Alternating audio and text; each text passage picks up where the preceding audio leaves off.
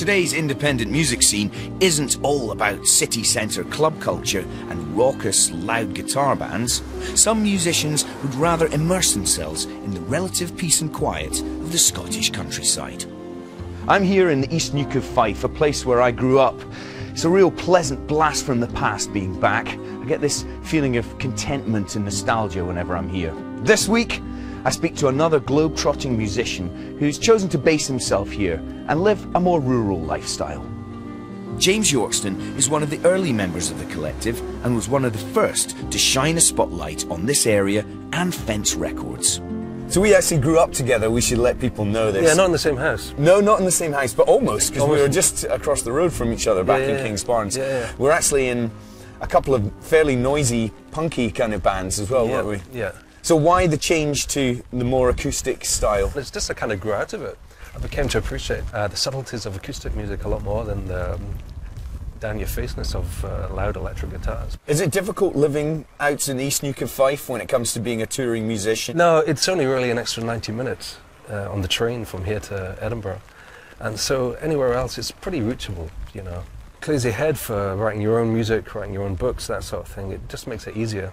You've also written a book about some of your travels on the road. I particularly like a passage when you talk about getting played by John Peel for the first time and sending his stuff off to John Peel. So Peel it was. I'll send him a demo, record the songs onto cassette, write clearly including my phone number and address in case he wants to pop round. Go to the post office and hand it over. How much to send this to London? The post office wifey scans over the name and gives me a quick look that says, "He'll never play this. You're wasting your time, my manny." But I shoot her a look back that says, "He's a close and personal friend," or maybe, "I'm getting old and maybe a little desperate." Well, that's my Fence collective experience almost at an end. Personally, I love coming back to this part of the world. I find it relaxing, beautiful, and obviously inspiring, and I can see why musicians want to stay here. I'd quite like to move back here myself one day. Anyway, until next time, I'll leave you with an acoustic song from my old pal, James Yorkston.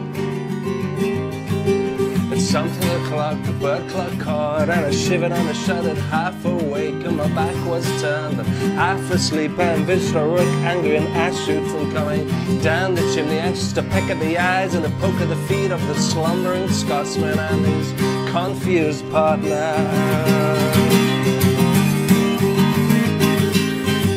What advice can I give to someone so young? Do not lead your life like mine. Do not lend your life to somebody like me. But you filled in the gaps of my shy-studded blues.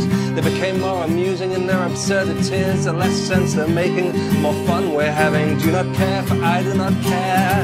Oh, we cannot afford to care. As this is nothing, just a flirt, just a flicker, just a taster of what is not to come. This is nothing, just a flirt, just a flicker, just a taster of what is not to come.